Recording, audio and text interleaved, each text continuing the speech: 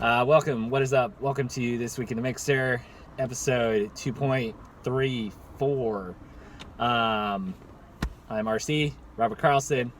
We got Jeff back. He's going to be a little more talkative than last week. But we are broadcasting with the heaviest of heavy hearts. Yeah. The sports world lost a legend. There's no other way to put it. Yesterday morning, Kobe died in a helicopter crash with his daughter and some of their teammates. I believe they have a list of the people who are confirmed dead now. Yeah, I think it's like 9 total. Yeah, super sad. Just kind of want to recap, and we'll get into it. We're gonna dedicate a lot of time to this.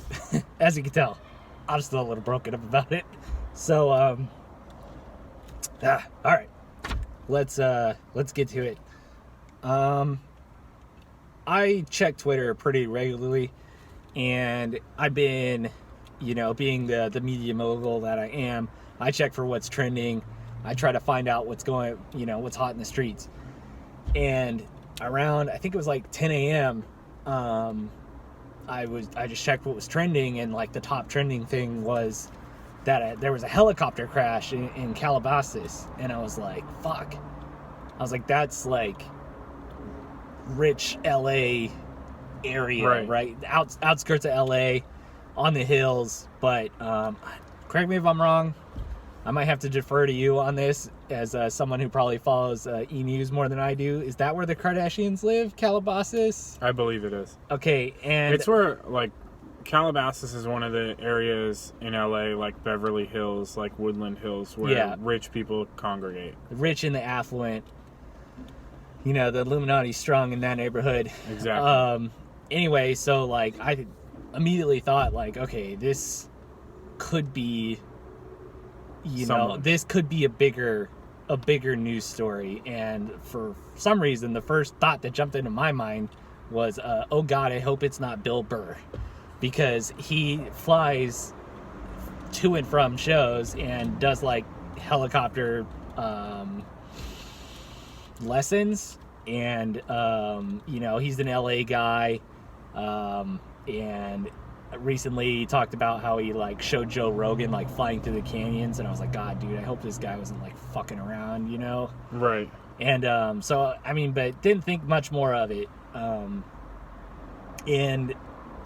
I don't know, just it still stuck out to me, and I was like going to go back to follow up on it, and then taking out the trash, pulled up Twitter, and then just went to trending, and it was just like there was like 10 things about Kobe. Yeah, Kobe died in a helicopter crash, Calabasas crash. Kobe Bryant was a passenger, and then I was like, oh fuck. And then I checked the Mixer thread, and you guys had already seen it.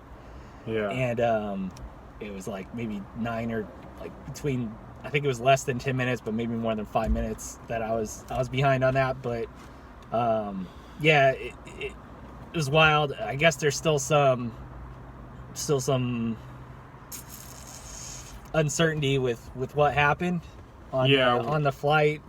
I read this morning that there was a lot of fog.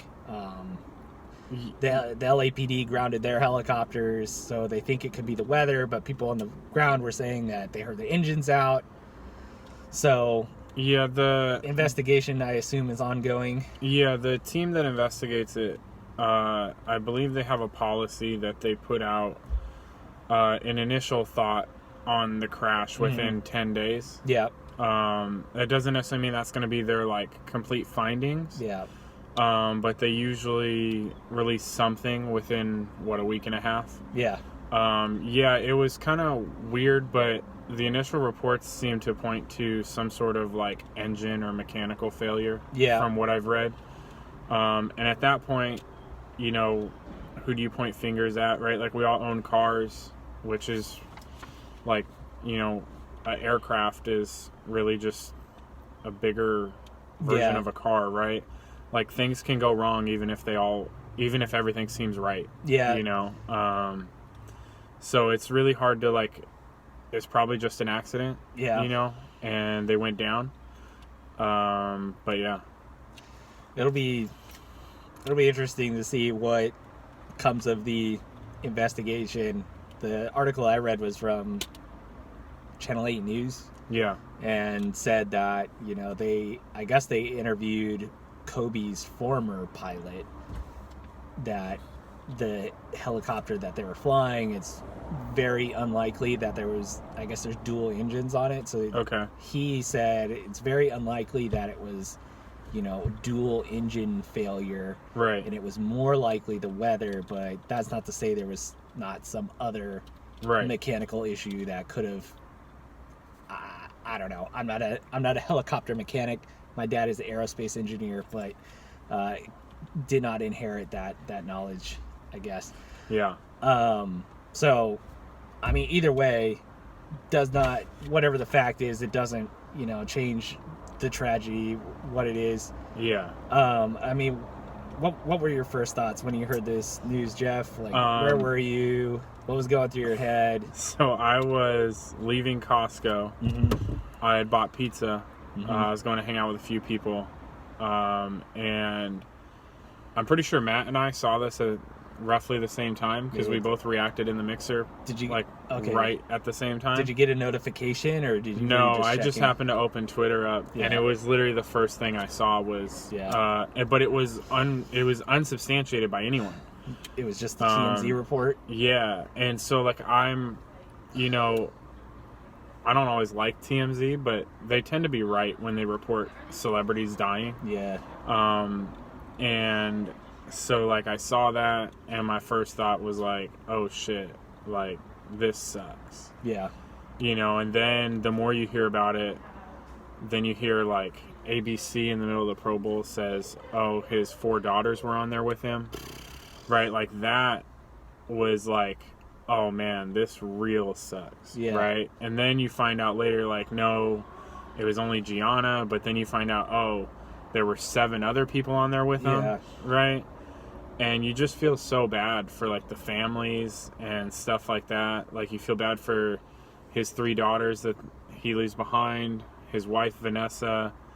You know, I mean, it sucks on a, like, I'm a basketball fan. I grew up playing basketball. Kobe's the first real, you know, Jordan's the biggest star basketball's ever had. Yeah. And might be the biggest star basketball ever has. But Jordan was, like, he won all his 6 championships in my lifetime. Mm-hmm. But, like, I was too young for most of them. Yeah, like, definitely. I couldn't wasn't, appreciate it. Yeah.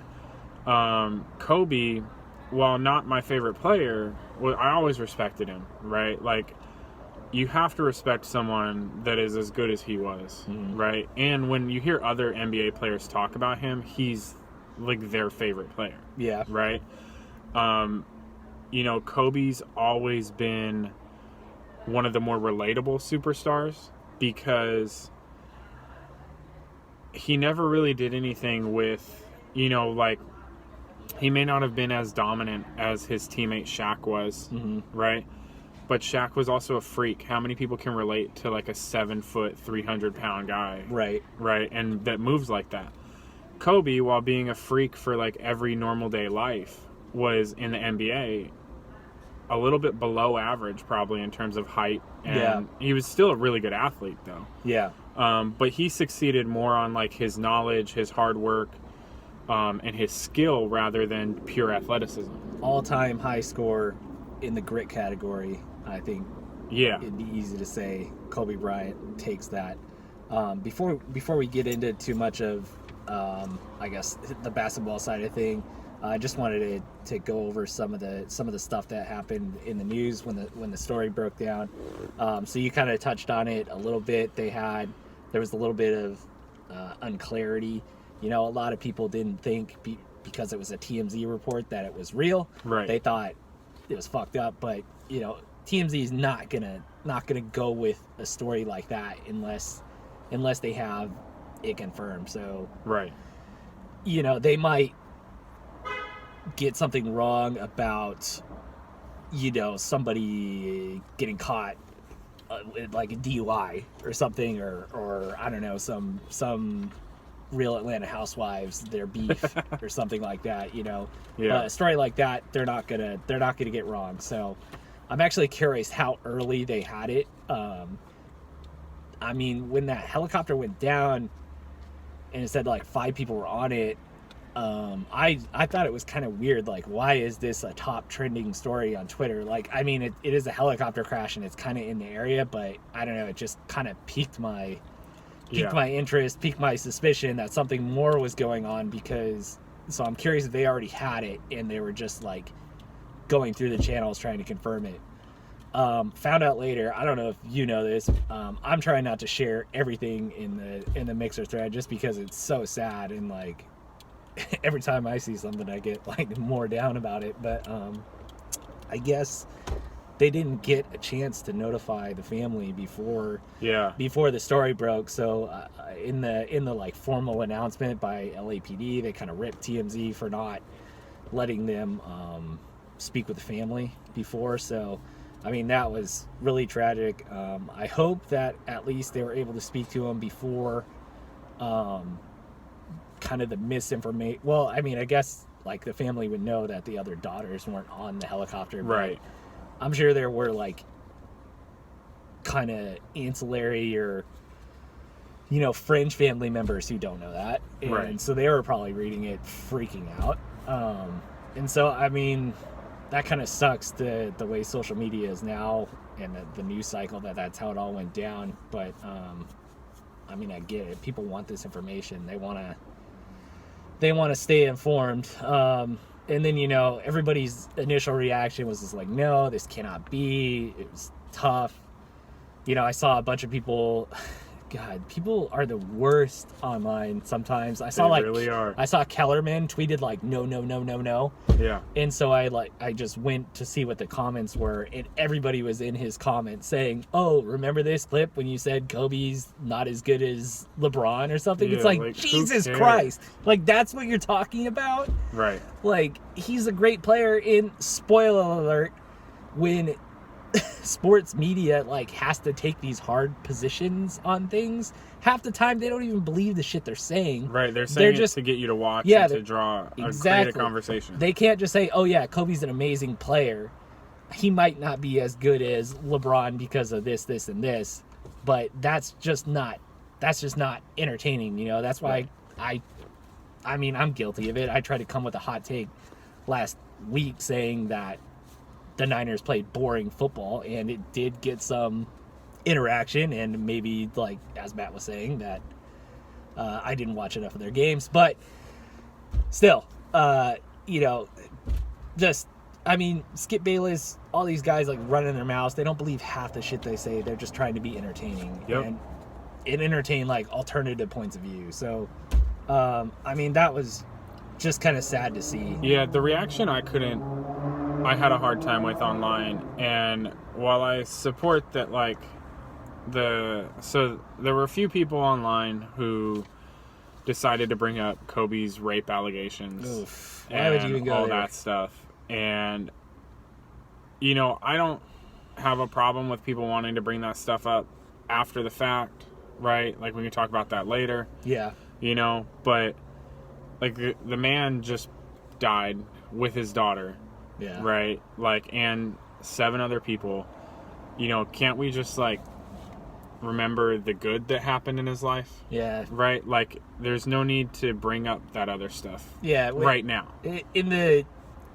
I mean, there's going to be all kinds of books on the life of Kobe Bryant now. I'm sure there's going to be movies, documentaries, They're going to have to touch on that moment if they're being covering his whole life. Right. It was a significant part of it, but one thing from Kobe that he's done, it seems like he's really learned from mistakes he's made in his life. I mean, I didn't follow all the allegations about the rape and all that. So, but what I can say is I do know that it was one of the tweets I saw yesterday was that He got suspended or fined early on in his career. I guess a ref called him, for a foul or something, and then Kobe called the ref a fag, basically. I mean, sorry, I'm quoting here. I'm not. I'm not using that phrase. But, So he called the ref. They said that he was being that, and then I guess there was outrage about it. And then Kobe, instead of saying like, I'm just saying it on the court, you know what I mean? It's just how we talk. I didn't mean that like that, or just kind of turning up his nose at it. He actually, took the time to learn from it, and I guess he participated in a bunch of like LGBTQ events, donated a lot of money to the organizations and stuff, and I would assume didn't use that language in a derogatory manner anymore. He took the time to like kind of understand the issue of it. So I mean, rape's a whole different thing, but he seemed like somebody who's willing to accept, acknowledge, and learn from his mistakes, and that is something that a lot of people don't do. I mean, something we could all do. Yeah, for sure. Like... Definitely. So, I mean, one of the first things, I got some friends in LA. I was talking to them about it. It's hard to exactly say what Kobe meant to the NBA and to LA in general. The way I explained it yesterday is like, he's LA royalty, NBA royalties. He's bigger than the game, bigger than the region. I mean, what in your mind did he mean to the NBA, to sports in general, Jeff? I mean, I think in general, like, Kobe represents a lot to the NBA, how the way things should be done, how you should go about your work, stuff like that, right? Like, he's, I think in general, like a great role model for the average person as well, in that sense. With Kobe, he... I was talking earlier about how relatable he is to a lot of people. Jordan did things that just athletically were on another level, right? Jordan was who everyone wanted to be like Mike, right? Kobe was that, but even more relatable, right? Like, you take a piece of trash and you ball it up, you yell Kobe as you're going to throw it away. Everybody does it. Where did that originate, by the way? I was just trying to... I don't even know. Is that from a movie? No clue. But everyone does that. And like, whether you're a basketball fan or not, like, people know that. Yeah. And I was watching my favorite Twitch streamer today. Whenever he throws a grenade, a long one, he's like, Kobe. He says it. And so somebody asked him on the stream, are you still going to say Kobe when you like do a long grenade? He's like, well, yeah. He's like, I think if anything, it's like honoring the icon that he was. He's like, even though I hardly know anything about him, but I do know that it's like, geez, and he's in England. Yeah. Anyway, Kobe he's huge in China, right? Like, he was, I think, obviously Yao Ming, but I think Kobe was the first real, like, American to go big in China. I know Jordan did it a little bit. Starbury got there later. Okay. But, so many guys in today's game pattern their games or parts of their games after what Kobe did, right? Their footwork, shooting fadeaways, they all kind of, take after him. And I think Kobe, while for a big part of his career wasn't always the most likable guy, he was very much, I'm here to win, I'm here to play basketball, and that's it. Towards the end of his career, became much more likable. Started reaching out and doing more like interviews, more publicity.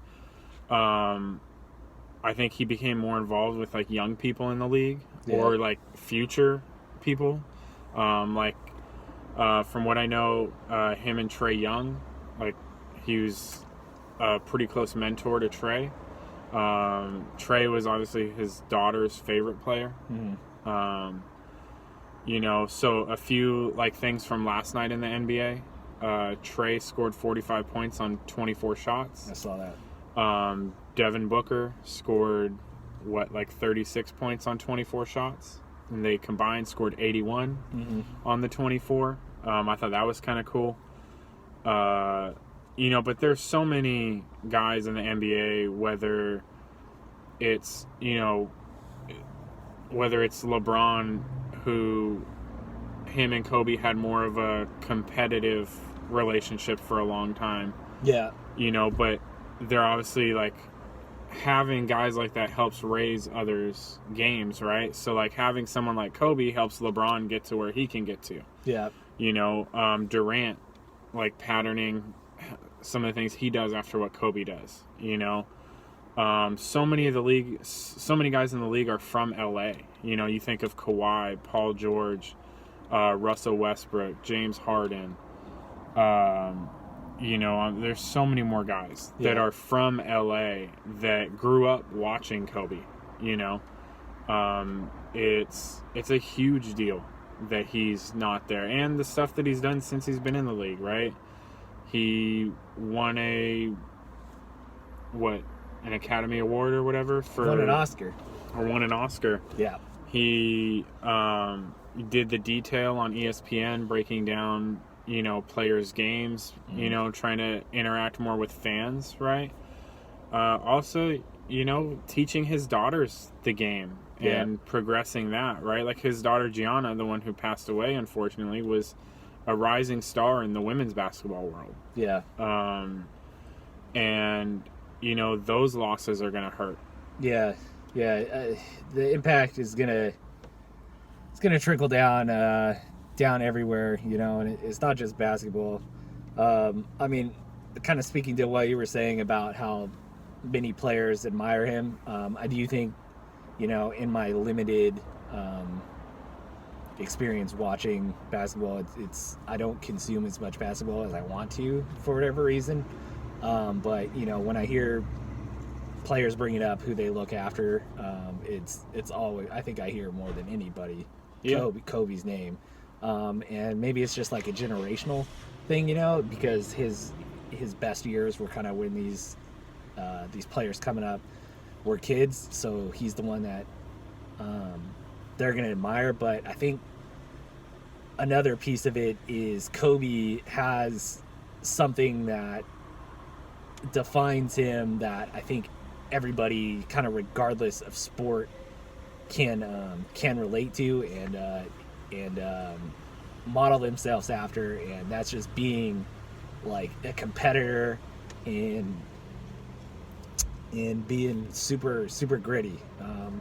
He hated losing probably more than anybody, and you could just see the look in his eyes.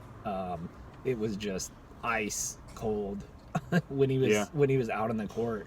He had one job to do, and it was to win.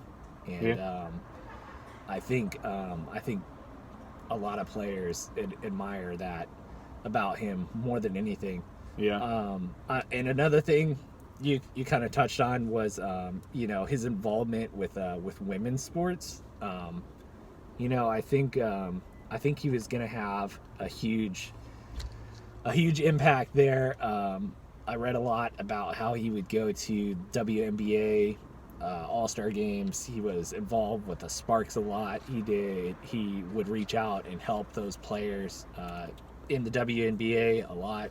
Did a lot to promote that league. Also, obviously, with his daughters. And he's always been one of the most prominent U.S. women's national team supporters for soccer. I saw a lot of the women's players. I know I saw Alex Morgan. She had a tweet about Kobe yesterday and how involved he was with them. Yeah. So it's really going to be a huge loss, because there's not that many athletes who do that, take notice in women's sports. Right. So and part of that's probably because he had 4 daughters, but oh yeah, for sure. It's I saw the fact that he did it was awesome. Yeah, I saw somebody bring something up about asking him how his legacy wasn't going to live on because he didn't have a son and how he felt about it. And he's like, what are you talking about? Right. I don't need a son to carry on my name. Like I got 4 girls to do it for me. And yeah, I mean, judging by how good his daughter looked in some of the clips, she was going to be something special. Yeah. Okay, so let's go over some stats, shall we? Some Kobe stats and accomplishments. So I printed out this sheet from years ago. It looks like Last year. Yeah. Okay. So some of these might be dated. I'm hoping that somebody will compile some more astonishing stats, but these were some of the ones that stood out to me. So first off, 12 players were selected ahead of Kobe in the 96 NBA draft. I guess there were some big names that came out, but 5 players directly picked in front of him. Tell me if you know any of these people. Kerry Kittles. Played for the Nets. Samaki Walker. Yeah. Eric Dampier. Was a Maverick for a long time. I think I do know him. Todd Fuller. Don't know him. Vitaly Potapenko. Don't know him. Mistakes were made. 18 years and 72 days old when he played his first NBA game. Correct me if I'm wrong, but that would not happen with today's eligibility, would it? No. The last time that would have happened was when LeBron or Dwight Howard was drafted. They were the last class that could have had that happen, really. I mean, I guess it could happen with a guy like Luka. I don't know how old Luka was, but I think he's a little older. Impressive. 18 years, 169 days old was his age when he won the dunk contest. Yep. Youngest player ever to win the NBA dunk contest. Yeah, that's another one that probably won't be beat for a while because of the draft rules and stuff. Yep. 81 points, the most he scored in a single game. I mean, that game is insane. And Wilt Chamberlain leads with 100. Different era, kind of tough to compare the two. I believe, would I be off base saying that what Kobe did was more impressive, arguably? I know Wilt scored he had 40, 60-point games or something. I mean, what Kobe did was definitely more impressive. Like, Wilt getting to 100 is amazing, but just the era that he did it in, Wilt was really the only big man, true big man. But Kobe's 81 and the position he played are a little more impressive. 12, the most 3-pointers Kobe made in a single game. It was a record for 13 years before Steph Curry broke it. 9 is the number of 3-pointers Kobe made in a row on that night where he got 12. Phil Jackson said it was perhaps the greatest shooting streak he's ever seen. And I'm not sure if this is all from the same game, but apparently he outscored the Mavericks through 3 quarters on his own. So yeah. Kobe had 62 points through 3 quarters, and the Mavericks had 61. Yep. I mean, that's just insane. Let's see, 6, the number of 60-point games Kobe had. That's second all time behind Wilt Chamberlain. He had 5 titles, 2 NBA Finals MVPs. He made 8,378 free throws, third highest for the brand. All time, behind Moses Malone and Karl Malone. I don't really know much about Moses Malone. Karl Malone is a big guy who I'm guessing got fouled a lot because he wasn't the greatest free throw shooter. Am I off base saying that? I mean, they also played for a long time. Well, yeah, but what I'm saying is Kobe is probably, Kobe's a guy who you don't want to foul. And he made 8,378 free throws because of of how aggressive and physical he was drawing those fouls. So I'd agree with that. that one definitely stood out to me. He was an 18-time All-Star in 20 seasons. He was a 4-time All-Star MVP. So, and that's tied for most all time. And it does not surprise me that the guy who is probably one of the greatest competitors of all time has the most All-Star MVPs. Where guys may not be going the hardest. Kobe doesn't take any days off. So exactly. Is that the last one here? It looks like that's the last one. So, those are some stats on Kobe. Do you have any final thoughts before we move on from Kobe? Just that he seemed like a good dude, right? Mm-hmm. Like, he was doing a lot in the community from everything I read. He was a great interview, great to listen to. And just it's really sad that he's gone. Yeah, especially I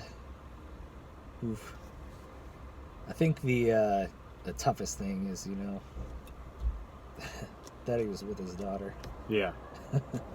I can't imagine what those final moments were like.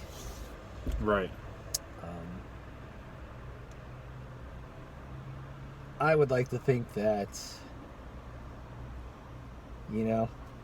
he didn't have that fear, and that try to keep this together. You're good, dude. It's tough, especially having a daughter.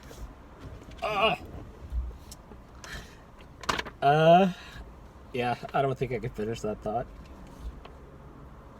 Rest in peace, everybody. Okay, I'm getting this out of the way before we get our big ESPN break, so we'll be more measured, more stoic, right? Okay, you're good. Let's move on. Can I tell you a shitty thought that I had to kind of change the gear here? Go for it.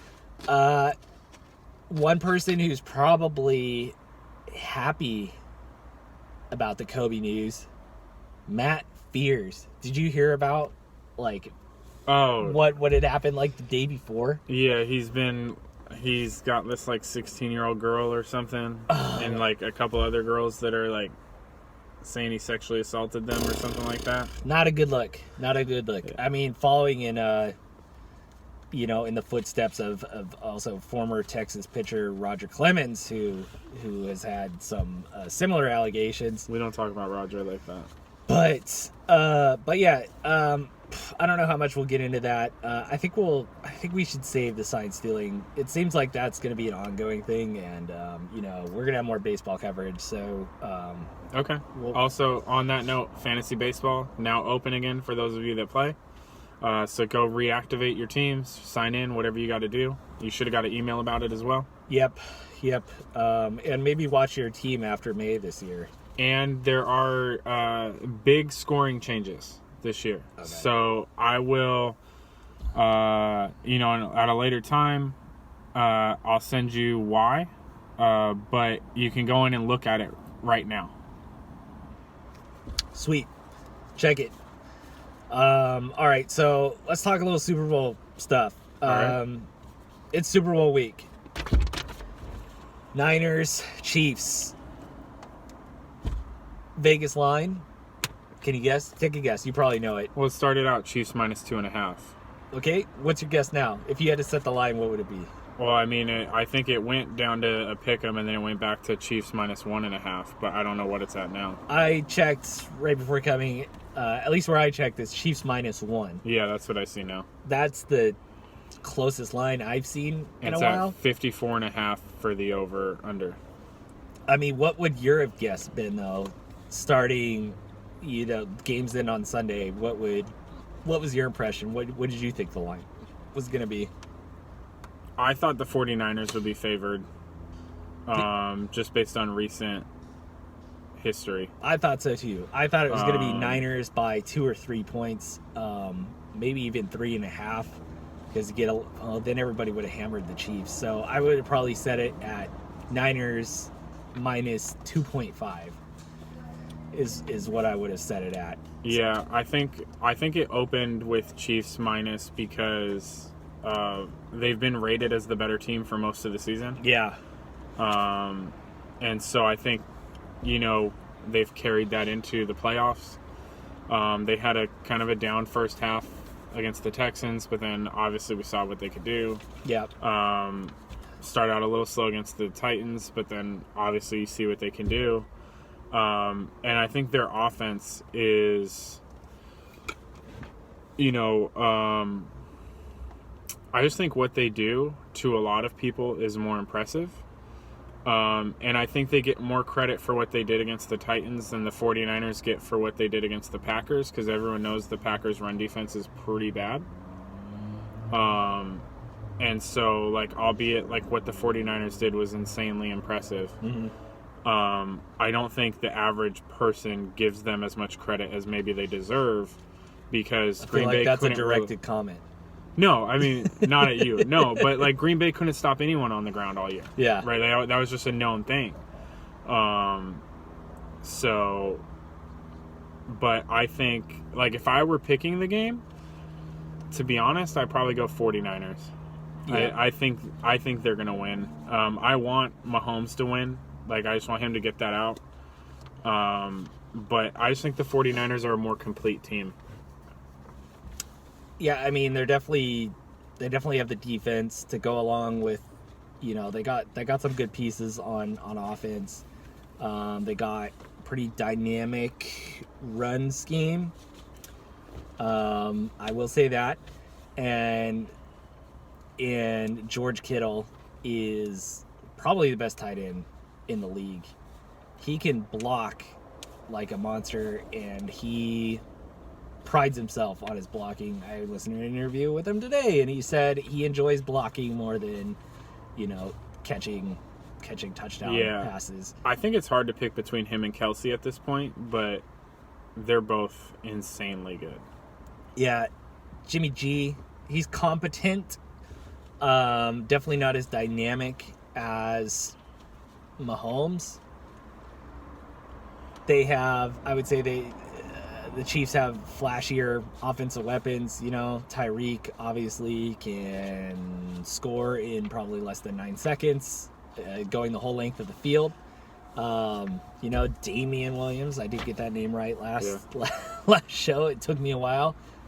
Pretty good. Not like a huge star, but I don't know. I'd probably take him over any other Niners running back. Maybe not in the Niners offense, but I don't know. I'm partial to Breida. That's the craziest thing about the 49ers to me, is they don't even play their best running back half the time. Yeah, Breida, I would say, is my favorite out of their backs. He's always injured, it seems like. That's probably what it is, but when he's on the field, he's by far their best running back. Yep. And he just doesn't even last week after Coleman went out. I don't know if Breida's been banged up right now or what, but granted, Mostert was getting his runs off. It's not like they were stopping him. But Breida's so good. I think a lot of this game hinges on the Chiefs' run defense. They've been improving over the course of the season. If they can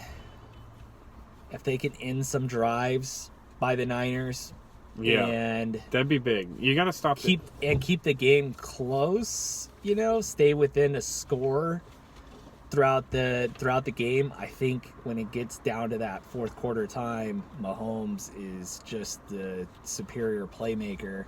I think he's going to do enough to put the Chiefs over the top. The only thing I don't want to see happen is I don't want the Chiefs to go out to a 21-0 lead, because I don't think the 49ers can come back from that. I agree. I don't want to see the Chiefs go down 21-0, but I think they would have more of a chance to come back down 21 than the Niners would. Yeah, I mean, we saw the Packers close down the gap. But that game was such a blowout, it didn't matter. But still, they the Packers were able to chip away, and the Chiefs are even better on offense. I could see them. Yeah. Also, I don't think anything would surprise me in this game if the Chiefs win by a blowout. You know, I could see that happening. I don't think it's likely, but it wouldn't surprise me. I could see the Niners blowing them out, too. Yeah, I could see the Niners blowing them out, and then I could see it being, you know, a back. I guess the only thing I couldn't see is I can't really see it being like a shootout, like 42-40. I could or something see that. like really. I don't see it being 13-10 or 13-3 like last year or whatever. That's the only thing I don't see. I could see it being like 31-28 or something.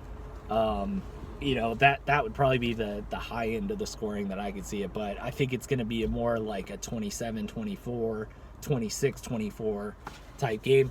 My final prediction is Chiefs. We'll go weird. We'll go 28. Chiefs 28, Niners 26. I think the over-under is 54, so I think I freaking nailed that just off the top of my head. Yeah. Do you have a score prediction? No. I'm staying away from that. Actually, you know what? For you guys, I will. I'm going to say Chiefs 35, Niners 24. I would like to see the Walrus get a title. He's one of the more likable guys. He's also one of the best coaches we've had for the last 25 years. Yep. And the interesting thing about him is, yeah, he's been doing it for a long time, but his offensive scheme seems fresh, you know? Yeah. Everybody else comes in, they're like the flavor of the week. It's a young coach. And, you know, you got like North Turner stuck in the mud who, I mean, I guess he did some good shit with McCaffrey this year. But Andy Reid's just one of those guys who they always say is one of the more creative play callers. Yeah. And he just seems like a good dude. You know, he had some tragedy in his life with his son. Yep. I would like to see him hoist the Lombardi Trophy. I also think that I think Kyle's going to get back there plenty of times in his life, and I think the Chiefs are set up for the next couple of years. I think Kyle's seems like he's like 25. Yeah. You know, I think he'll get back there a million times. So we could be seeing this Super Bowl matchup next year. Yeah, it might be, just like Dallas and Buffalo. Yeah, exactly. In the early 90s. But yeah, so I'm excited. You gonna be at Matt's? For a little bit. All right. We got him for a little bit. So I mean, fuck, I feel like it might just be me for most of the game. Anthony's not around. We'll see how long Danny can stay. Yeah. But it's gonna be fun. I'm looking forward to it. Matt and Jess. I'm ready for the prop sheet. Yeah. Let's get that going. I mean, we just kind of tipped our hands a little bit, but did we? I mean, we picked our winners. We didn't say like MVPs or anything. So true. There's still some to imagination. Got to get that Infinity Stone. I love me some prop bets. Yeah. I'm excited. Thanks guys for sitting through this. I know it's been a tough 24 hours. It'll be nice to have the Super Bowl to gather. Yeah. And I don't know, just enjoy each other's company. So yeah, that's it. Hug someone you love. We're not always going to be here, sadly. So let's make it count. Let's get it, guys. See you next week. Later.